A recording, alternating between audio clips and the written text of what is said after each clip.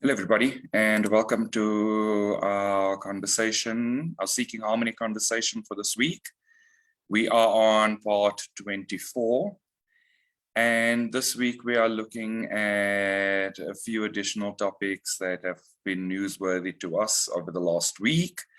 Primary amongst them is the potential climate crisis in the US, and also the Pope's visit to Canada in terms of the abuse of Indigenous children across many decades for a while, and the discovery of unmarked graves.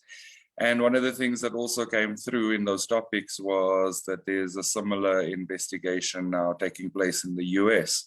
So yeah, I'm going to open it up to the team. Welcome to everybody. Thank you for being here. Thank you to everybody for joining us. Please feel free to share your thoughts, your experiences, any feelings that come up for you, and let's have a discussion around what has been topical or that stood out for us from those topics that we have agreed to discuss this week.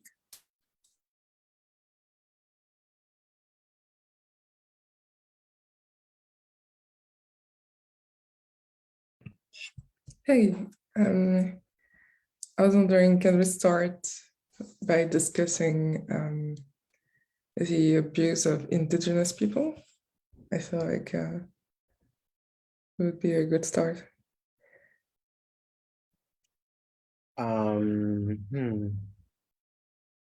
Well, we've discussed this before. I don't believe Isaiah and Sage were here around that time. We spoke about how the truth around Columbus Day and, the enslavement of Indigenous people and the truth behind, the discovery and, well, I guess, not building, but, the development of the US because of the Indigenous people. So I guess we can start talking about that first, I guess. Yeah, I think when we talked about that, it was right around that era that they discovered the children, non-identified bodies of children in like former schools, and and now we're talking about how the Pope is visiting these schools. Basically, for those who don't know, it's like Christian Catholic schools, I think. And Indigenous children were abducted and abused physically and sexually in these schools. And a lot of them died from poor conditions, and their bodies were never found again by their families. And there were some in Canada and there were some in the US. And so now we're coming around to both the acknowledgement of this abuse by the Pope and like this sort of like reconciliation between the church and Indigenous people and this conversation, but also like the justice sides of things, because it's legal actions are going to be taken soon, both in Canada and the US, I think. So it feels like the end of a cycle almost. What do you think? What do you guys think about it? It's like the end of avoidance and ridicule. Especially after, I don't know if you guys remember, Jeff shared that picture of this, I'm not going to say the W word, I'm going to say Caucasian. A Caucasian male was wearing the Indian icon, and then there was an Indigenous man wearing the you know what I'm talking about. Yeah, he had the Caucasians t-shirt. Exactly. And the mascot was a white guy. Yes. Yeah. I'm so offended, to be honest. No, just kidding. It's just a joke. No, it's But yeah, no, it's cool. Like, and it's interesting because that is taken for granted, in the US. I think somewhat, but nowadays it's becoming not taken for granted, and people are becoming more aware, so that's good. And I think that, yeah, it really has to do with like the Pope's acknowledgement and the apology, because without that, I know that there are places in the US, for example, where like the history of the relationship between like the Native Americans and the settlers, from Europe who came and colonized, really isn't talked about, or it's talked about, but it's not in like an honest way. And at least it's really good. At least now they're acknowledging it. The Catholic Church is acknowledging it, and everything that went down, because they can't heal it until, it can't be healed until like you acknowledge it and you understand like what really happened. It's where I think it's really rare to see a discourse where someone says, right, we were kind of wrong in our Christian evangelism way, and that the way to try to put our culture and religion on someone was actually perpetrating evil for these people, and resulted in true evil for these other cultures and other people. And it's really rare discourse today, like even today, that someone would say, why the very fact of trying to pressure someone into your religion and resort to violence when it doesn't work, try to dominate these people, is a wrong thing that the church has to start apologizing for. So it's truly like really new. I think it's like it's kind of a new era for the church and how it relates to humanity, I feel. So I don't necessarily feel that it's a new thing. And the reason why I say that is we know from a healing point of view, what you don't acknowledge goes unhealed. So we have gone through various cycles in terms of abuses of human rights needing to be surfaced, needing to be acknowledged in order for the healing journey to even just start. And with South Africa, our specific history is that during the shift into democracy, one of the things that happened was a Truth and Reconciliation Commission, similar to what is happening in Canada right now around Native American and Indigenous children being forcibly removed from their families and put into boarding schools where they were abused, and that those boarding schools were run by the government and by Catholic institutions. And so I feel like it is important for the abuser by proxy, because that we can't say that it was the abuser specifically at that time, but by proxy, they are the representative of what was an abuser at the time. And so it makes sense that they acknowledge their part in the process. It also makes sense that the topics are surfacing, that it's being investigated. Because again, you can't apologize, you can't give a blanket apology for something that you're not acknowledging the facts at hand. And so for me, I feel like it is very fitting. I also don't feel like it is new, because of the fact that we know that that is really the cycle of healing. The cycle of breaking out of trauma is first to acknowledge that the trauma actually just took place so that the healing journey can be undertaken. So it's a great space to be in, to realize that people are stepping up in the world and saying we had a part to play. But when you feel into the feeling of it, it feels very much like it is probably the core of certain intergenerational traumas. And it's probably going to take a long cycle of healing as well, unpacking the truth of what was the ugly situation.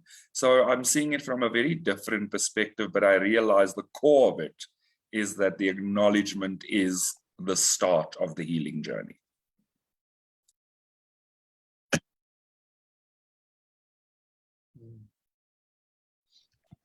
Yeah, I like that you said that it's a journey, because I definitely feel that, because if we look at this, like this wound that is here it's very deep, right? It's a lot that's happened here. But yeah, I feel that like the first step has been taken in the relationship for healing to take place. And, as unionists, we know that everything is a relationship, right? So it's like, okay, so how can there now be a healing relationship here? Can there be a relationship? And I feel like there could be, because this first step has been taken. And now it's like, okay, so what needs to happen now in this relationship? And I do feel that it's that, like the church, the abusers, right, have to listen. Like they need to listen to what the indigenous people need and are saying, and take action and learn from that. And yeah, it's definitely going to be a journey, but I do feel that a relationship can happen now, because this has happened. This has taken place. Were you going to say something? So I want to kind of echo what you were saying, and I think you asked the perfect question. What happens in the relationship now? Because the fact is, for the longest time, the relationship has probably been a little bit antagonistic. It's probably been one of a lack of trust. And at the core of it, the trust relationship has been broken. And so there's a journey of rebuilding trust. And in order to rebuild that trust, there has to be the acknowledgement of the pain that took place. It literally starts to open the door to potential reconciliation that may not have been there before. So I feel like, as we say, that there's a cycle, but I also feel like it's a journey, but it's very cyclical. And it's also very tenuous. It's quite weak at this point. So it's going to require a lot of trust being rebuilt in the relationship, because of the fact that there is so much hurt that sits at the core of what has happened. I think hopefully we're seeing a general choice in consciousness to have that acknowledgement, and it will help in like sustaining that relationship of trust that needs to be built. Because I was wondering, like, how else could we explain that so many actions are being taken in favor of indigenous people in so many parts of the world at once? And I think it pertains to that choice from the world to acknowledge where they were wrong somewhere, and where there is a need to change, which is a good thing. And it might be small, but it already is starting to show in terms of results. I'm thinking of like the Constitution of Chile, like being more in favor of respecting their indigenous population and tribes, and also like that Onondaga story in New York, where a disrespected tribe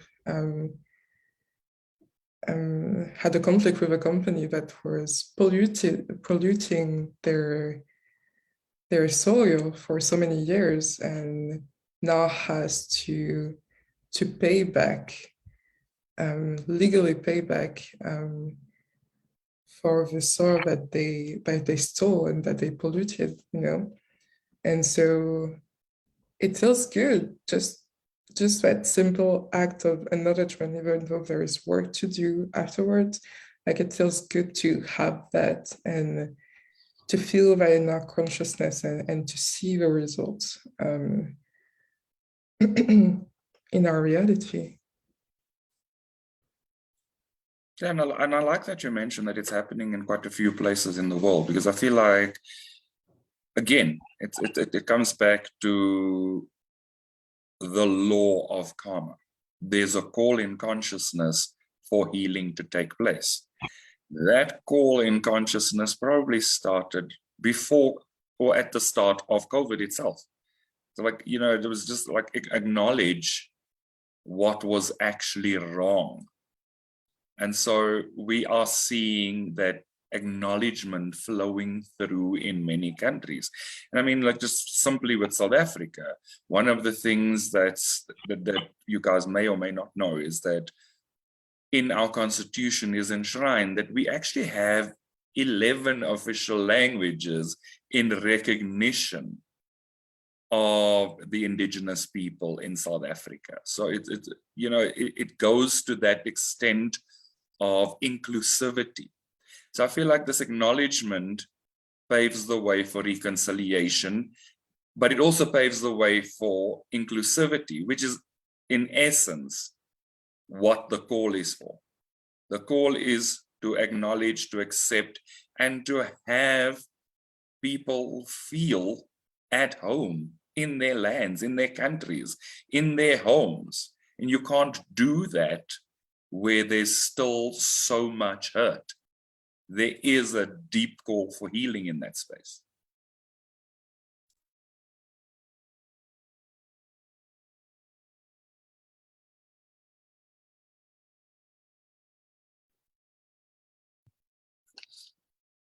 Yeah, and yeah, I feel like it is cool that so much is happening at the same time. You know, Chile, yeah, New York, across the US, investigations happening, and Canada all at the same time. That's really interesting, and I feel, yeah, it does show our oneness and the interconnectedness of the world. And yeah, there is a lot of healing to be done, and for, yes, like both for, you know, the indigenous peoples, you know, of Canada and the US, and also, like, for example, like in the Catholic Church, you know, like in general in the Catholic Church, you know, and also in what the Pope was saying, you know, he was expressing a lot of like remorse and shame, you know, over it, and you know, guilt about all of this abuse that went on. And the acknowledgement of that, I feel, is the acknowledgement of the abuse, and the acknowledgement of the feelings too is really powerful, because, you know, it brings to the surface what there is, so it can be healed. And I feel like ultimately that members of, for example, like the Catholic Church, and yeah, they all have before them, like, to love themselves there and heal that as well, like heal the abuse, heal the shame, and heal the guilt of it, and to really let that go while like really acknowledging the harm that was done and the abuse that was done, you know, and to right the wrongs on there that they that the church committed as best as they can. And I thought it was interesting that, you know, I didn't know that the Vatican, the Vatican actually has artifacts from like places around the world where they took part in colonization and, you know, trying to convert people around the world. So they have some of these like Canadian First Nations artifacts, you know, and some First Nations people are saying like, we want those artifacts back, because it just goes back to the question of like, what right did they have in the first place, like to take those and then display them in their museum when the indigenous people, like, it belonged to them and they could do with them what they wanted, you know? So yeah, that is really interesting. And also apparently, I didn't know this either, but the Catholic Church has like these papal edicts or like proclamations, I guess, by the Pope and throughout the centuries, and that they remain, I guess, they remain in effect, or the Pope now would need to like renounce them, like the papal bulls that say like, you know, they basically, you know, justified colonialism with religion. And I think that's really cool that they could do that, and they could say, you know, actually God and religion does not justify colonialism, and it never did, you know, because that's a wound that's there, that Christianity was used to like somehow justify colonialism. And it's good to see, because on one hand, like the Catholic Church is acknowledging this, beginning to, and then you see like on the other end, you know, in the Russian Orthodox Church, you know, the head of the Russian Orthodox Church is saying that religiously, like the war in Ukraine is justified. So they're trying to use religion to justify conquest now, and the Catholic Church is acknowledging that that's not justifiable. You know what I mean now? So I thought that was an interesting like contrast, you know, in the world today. Yeah. So. Yeah, it's interesting what you bring up, and I know that the Pope Francis had a whole ordeal with like a Russian Orthodox Church in terms of relationship. And I think like a lot of what you said could be explained by the fact that the Vatican was once like a kingdom, a very big kingdom inside of like Italy with a lot of like territory. And so they have laws, and as every nation that we've discussed before, like there is, they have relationships with other people. They function as a nation, governed by the Pope, obviously, but with the church as its inhabitants, but a little bit different, but still a nation. And so they have karma to heal as well. So, as well as a European country would have karma in saying, right, we apologize for slavery and we renounce the law saying that colonialism is justified, like the Vatican would have to do that too, in their own way, I guess. And yeah, I found that interesting. Also, a lot of things that I found interesting, and I think that helped start the healing, is the conversation and all the symbols, the symbolism around the relationship with like the chief tribe of indigenous tribes and the Pope, and the fact that they went to Vatican and then he went to Canada and they had a whole program and they prayed together.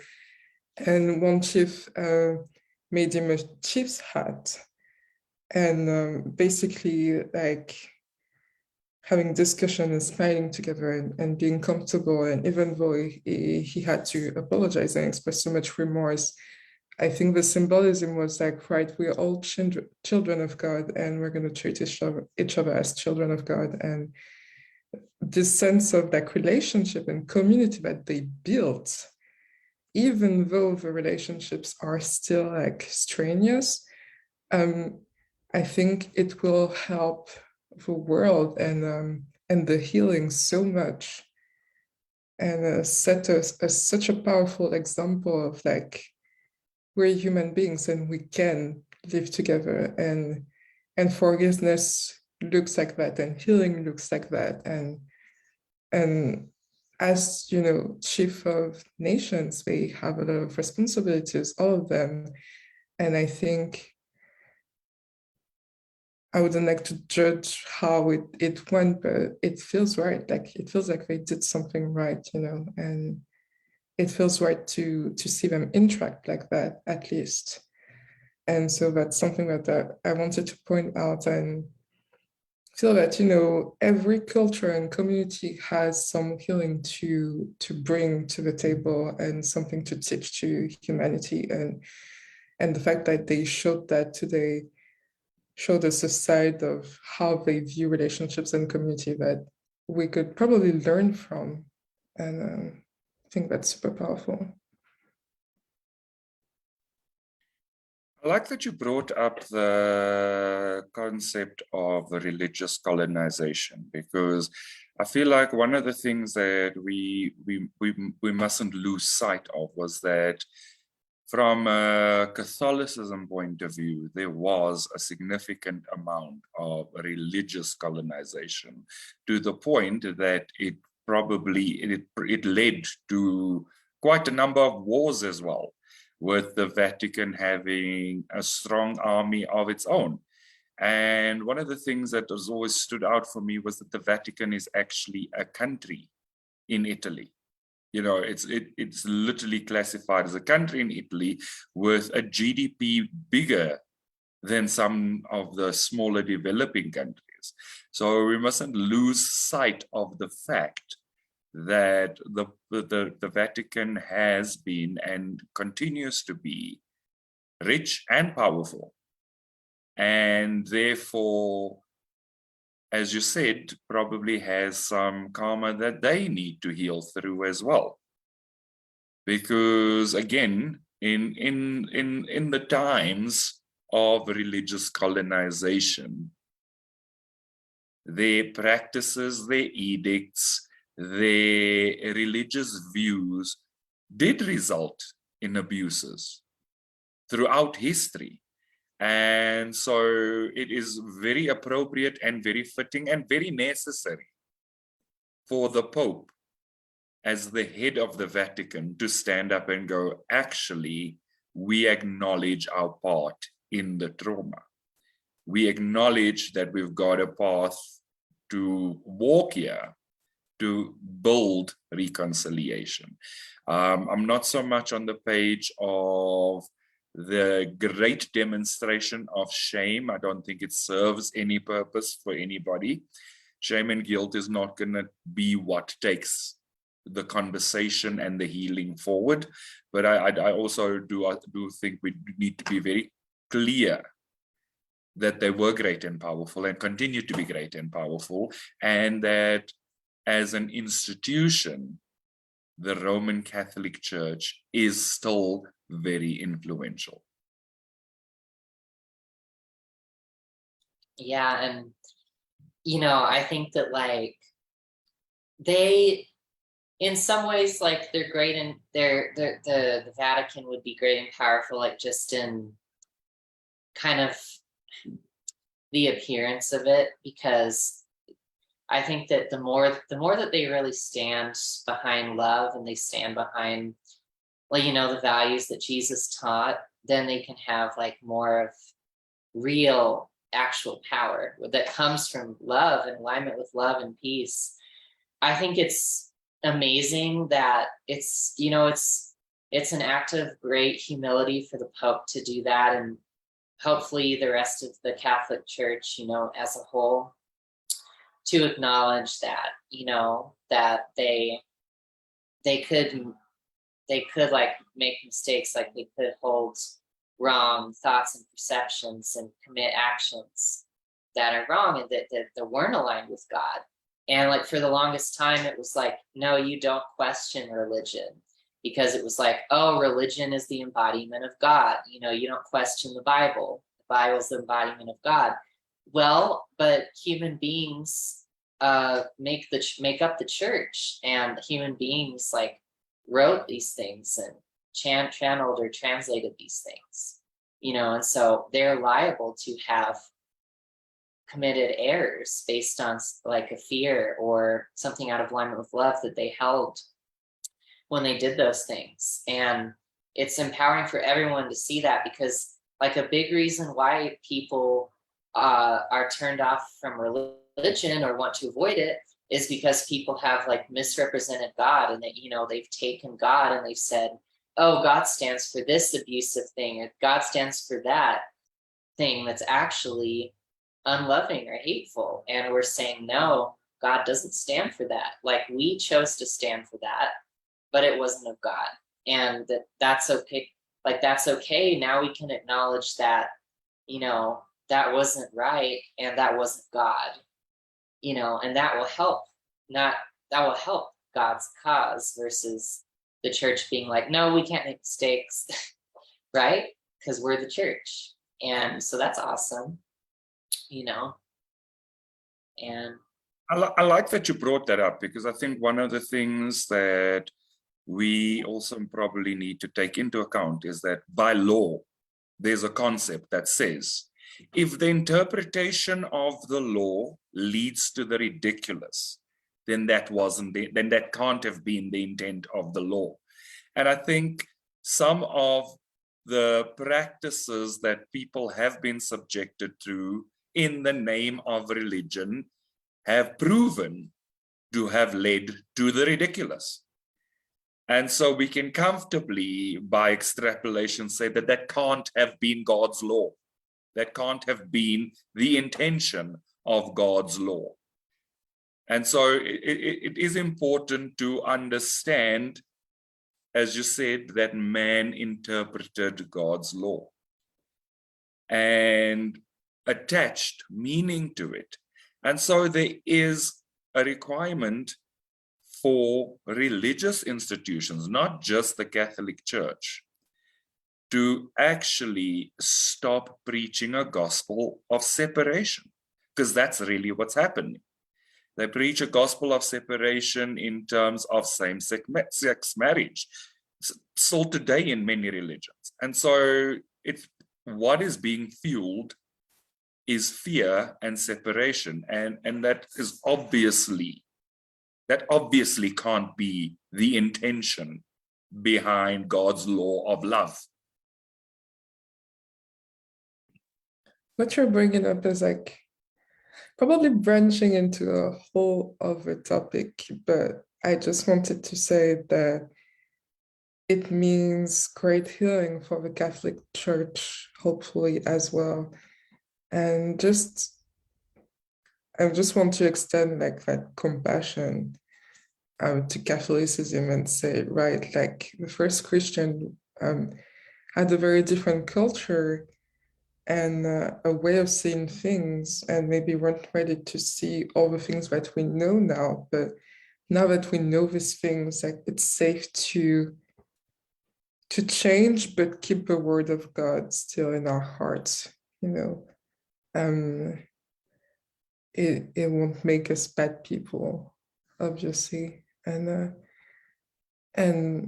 to have discussions like what we're doing now amongst people of humanity, to really know, like to really see what is the truth there.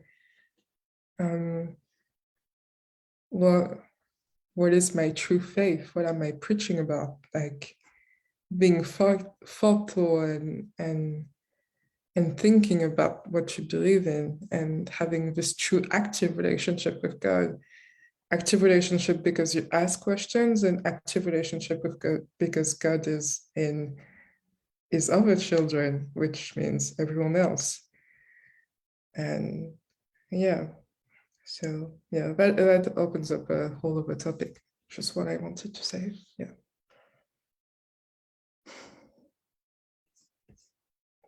Feeling good about this topic. Okay, we can move on Biden. Sage, do you want to to say something? No?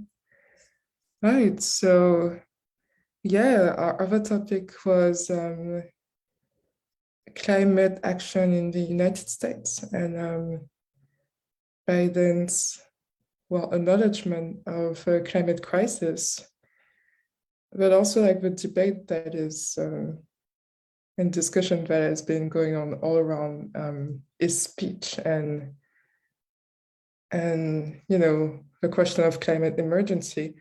And maybe like Sage, Isaiah, or Deche, you want to like elaborate on that and explain a little bit what's going on at the moment, if you know. I think it was like discussed before that Joe Biden might declare a national emergency related to climate. And if he did that again, it would be like it would give him certain, you know, like powers under the law to like, you know, yeah, do certain things that could, you know, curb the emergency.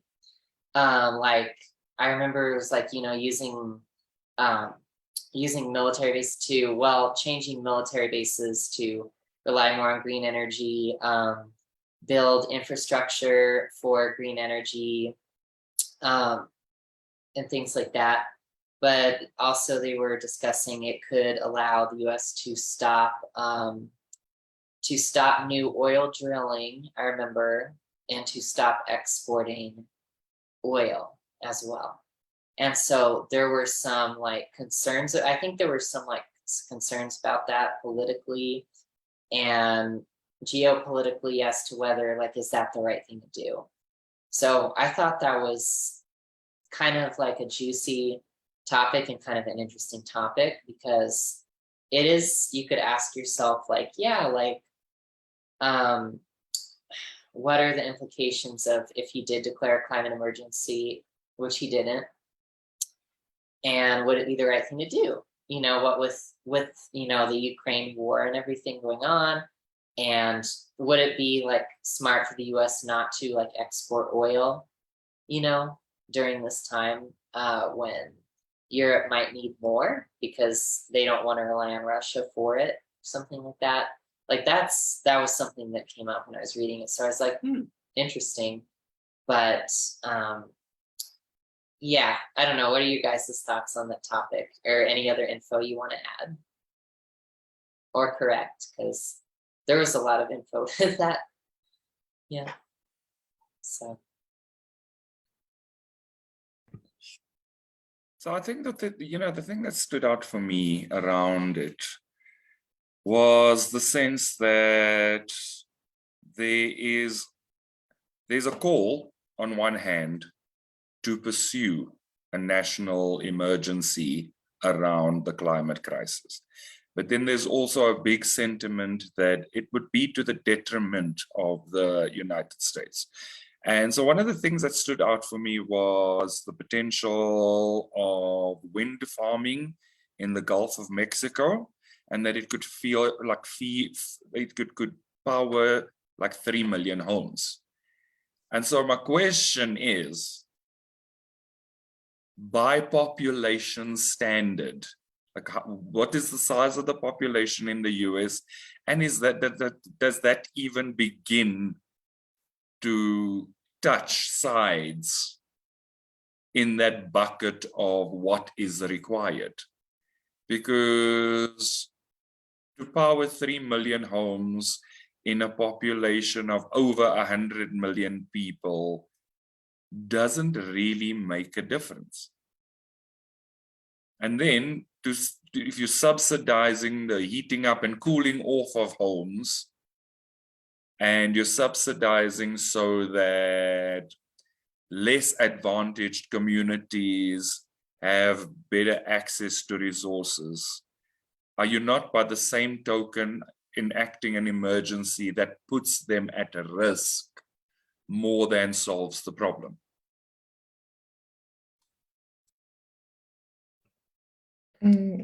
Depends on how the process is installed. It's like the US is like 300 million people. I don't remember. Okay, so 3 million is like 1%, and it's the beginning. But I think like 1% in terms of climate and economy and finance is quite a lot. Like we don't realize, but it's quite a lot actually. Even though it's just 1%. Like, but yeah. Yeah, and it's something. And did you say Granville it was 3 million homes or that it would power? Yeah. Yeah, well, 3 million homes, like maybe, multiple people are living in those homes. So yeah, maybe with that it is about 1% with like the US population. I don't remember, maybe 350 million even people. So it could be something.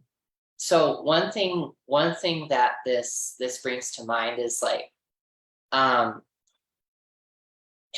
through what channels is it the best to do these responses to climate change, like to build green energy infrastructure?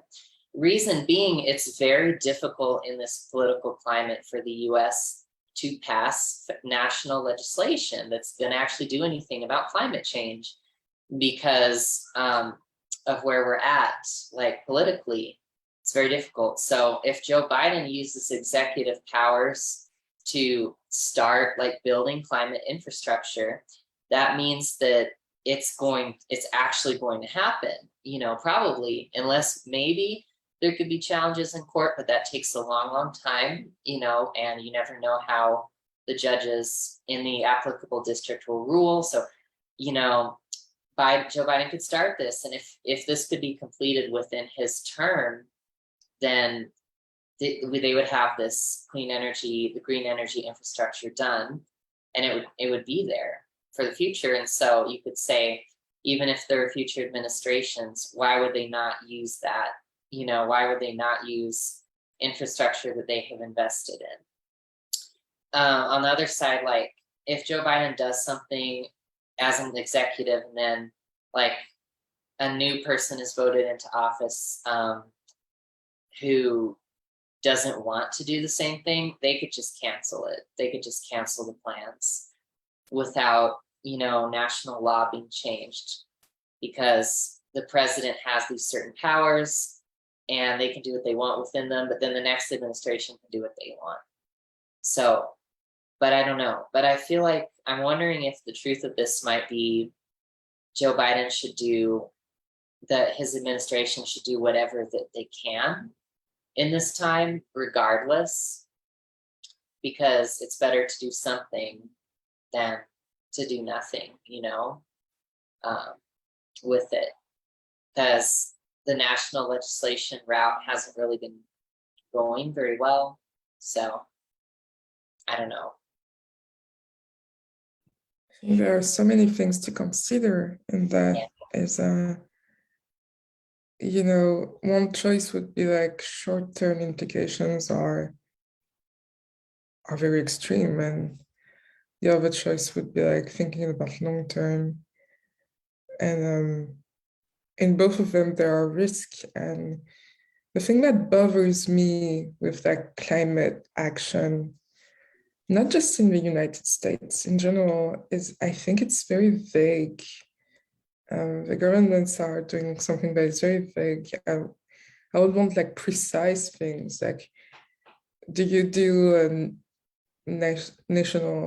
a national emergency, but do you have a long-term plan to change these things without impacting how energy is transferred all around your country during the years of this transition? Or is it like a 100% transition and we're going to go to green energy as fast as we can? It's like there are a lot of questions and a lot of like blind spots, and it's difficult to mitigate in a crisis with so many blind spots without a plan. And it feels like there's some healing to do there, because it's like everyone feels lost, and even the government feels lost. And maybe it's highlighting a deeper truth that without God and a certain faith and an action plan to follow that faith, can we get something that big with so many risks and so many implications done? Yeah, how are our leaders like, what is our leaders' relationship with climate, and are they feeling like calm? Do they have a plan? Are they feeling confident, or are they feeling like a little bit of anxiety, like, that anxiety that many people feel about the climate change? And I feel all of these factors could mitigate in our response to climate change. And I think these are things maybe that seem spiritual and mental today, but that could have huge consequences in the future in our decision on this crisis. And yeah, how do you guys feel about that? So my concern is a little bit twofold. So one, we declare an emergency. And so in an emergency, what generally happens? You go into a triage situation, right? So the cases of life and death become your priority. So declaring an emergency requires that you literally categorize things in terms of priority and urgency so that you deal with those things first. My concern is that there's a lot of opinions that we're reading from a number of people touching on a number of things.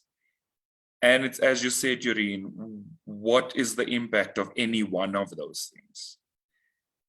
Like we don't know how far reaching the consequences of these decisions are. And then, as Sage said, some other political party or institution or president will be able to change it due to them exercising their executive power. So you kind of have this twofold thing of what is the dire situation that needs to be solved for, and focus your attention on that. And even if you make a 10% difference in that space, it's better than a 1% difference across many things. It just doesn't, for me, it doesn't solve the problem, and it doesn't give you an incremental shift. And if you want to solve a crisis, you kind of actually do need an incremental shift. Otherwise, you're literally adopting a spray and pray approach. Like, you don't go into a burning forest and spray everything. You go into a burning forest and you spray the part of the forest that's burning first and ensure that the water goes a little bit further so that the fire doesn't spread. You don't just go and drain a lake and drench a forest. It doesn't work that way. Yeah. I know, I was looking at some of the things that were proposed, and I was like, well, one thing that stuck out to me was like, so you want to think in terms of what's going to actually, what will have, like, I feel like what's most important is what will have most impact on people and on helping them, because this is about your relationship with the people and with them. And I felt like the most obviously beneficial proposal was like, I guess I'm assuming like only if the president declared like an emergency with climate change, or I think it was if you or maybe he's doing this anyway, but some money is being allocated to like retrofit homes to protect them from flooding, and to increase like flood protection in communities that are prone to it, like coastal It makes me think of like Louisiana, you know, with Hurricane Katrina. And I know that some of that spending that was done to reinforce, you know, the levees around the river and protect New Orleans from flooding did work, like in some more recent hurricanes that have struck. You know, so things like that, like that's something that can be accomplished probably more quickly than some of these other proposals that can help people in the event of flooding. It doesn't really solve the root problem of climate change, but it does like reduce its impact, and it's something that is very doable. So I was thinking, okay, that's probably a good place to start, you know, at least like, you know, help people protect themselves from the effects of it right off the bat. But yeah, it doesn't amount to like a big solution of the root of the problem, or, you know, that kind of thing. Like the US's like energy infrastructure. So I don't know. And I think that, oh, sorry. Saying don't do anything. Like, you know, that there's No. there's the other issue that if there are too many options on the table, you're debilitated. You don't know what which one of them to choose. So for me, the sense is that there has to be an impact assessment on what's really going to make a difference. And even if that difference is a 5% difference every 2 or 3 years, it's still better than 1% of 10 initiatives all failing simultaneously. Mm-hmm. Like, you know, like there has to be an impact assessment, and you kind of have to at some point weigh the cost and the benefit of each of those initiatives. And as you said, yes, by all means, flood-proof homes. But if you are having people collapsing from the heat, Yeah. floods are obviously not your concern right now. Cooling is. You know, that kind of thing that you kind of need to weigh up what's going to be the most impactful and what's going to be the most necessary and what's going to yield results. You know what it reminds me? It reminds me of the Ascension journey. And I was watching a class where basically like Jeff was re-explaining that a lot of people have a mosaic to their life, like they're trying to build that beautiful mosaic, or maybe a tower with bricks, and then thinking of the whole mosaic and only putting 2 pieces and worrying about the big mosaic. And Ascension is like, okay, no, it's like you take a piece, poop, take a piece and poop, you know, and it's so fast. And it's like what we're learning, I think it can benefit climate action so much, because if you take the step that is before you, I don't know which one it is, but obviously, like I think like a leader of a nation has an idea of what that little brick is. If you focus on that, then you can't help but have in a few years like the whole building, the whole mosaic piece. And so instead of being pressured, I would say, by people into thinking like we would have to need the whole revolution of climate change and an emergency and big things all at once. How can he as a leader say, right, I hear you, but like, what is the next piece? And then if he does one piece in a week, like in 2 years, like he would have done 100 pieces. And so it would amount to a part of the mosaic, and people would see, and even if his administration is not the same in 2 years, like who's to say like, okay, all right, like we have 100 pieces, we need 300, like let's make 50 more, maybe, you know? And so yeah, that's my real question. Like, how can Ascension and like the way to do things, because it's kind of universal what we're learning here, how can it be applied to climate change?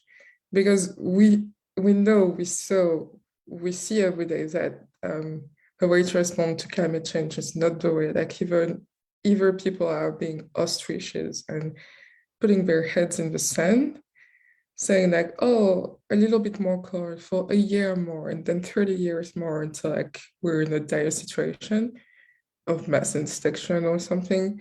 Either they're like so anxious about it that they want to overthrow everything and rebuild from ground zero, which is not the, it's gonna lead to misery as well.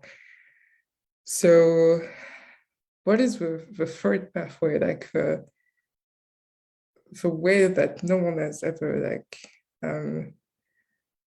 path that no one has ever taken, but that must be here, and because God wouldn't put us through something that we wouldn't be able to like resolve. It's not in its nature, and it's not in the nature of the world we live in. So there must be an answer.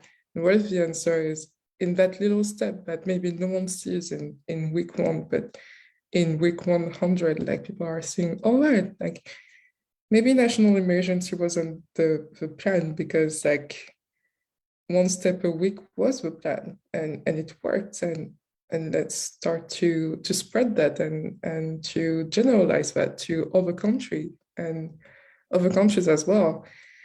And so I wouldn't know what is step 1, but I'm sure like someone whose life purpose it is to think about that would know like what is step 1 to be done in peace, and then step 2 and step 3 are going to follow naturally. Maybe you may say that's wishful thinking, but I'm thinking like, this debate about climate change, it seems like it doesn't work. So what's the truth there? What's the real pathway, So yeah, I just wanna hop on that. We've got like literally 3 minutes left, but I just want to, I'm very much on your page that there is probably a case to be made for simplicity versus complexity, and it follows that there is sophistication in simplicity, and right now there are very many things that we could term are wrong from a climate point of view. But at the same time, there's also things that work. There's things that allow for more natural energy that probably would be much more beneficial to explore quickly. Penalizing everybody for emissions and all of those things is just going to create animosity. It's not going to solve the problem. It's not going to encourage people to be forthcoming with solutions. And I think that's really the space that is required, is literally the space of encouraging solutioning as opposed to encouraging problem statements. And it doesn't serve anybody to have a pile of problems and nobody going, well, actually, there's a simple solution here. And I think that is the approach that would probably be quite beneficial. So Sage, I'm going to give you literally 30 seconds because we're almost at our hour. Oh no, because it's just brief. Because I remember Jeff saying like one good solution overall to climate change would be to tax carbon emissions. So if you tax them like kind of a relatively high amount, then companies and individuals as applicable could just be like, well, I'm avoiding the tax and I'm switching to renewable energy, So I can see the elegance and simplicity in that too. Yeah, sometimes penalty doesn't encourage cooperation. So I agree that it's probably one of the best routes to follow, but yeah, it's something that we probably need to explore because, again, as you said, people are avoidant of penalties. So it's probably not the worst solution. But yeah, I'm going to say thank you to everybody for the conversation today. I'm going to invite everybody who's been following us to please like and subscribe to our Church of Union YouTube channel. And we will see all of you next week for another conversation. So thank you, everybody. Bye-bye.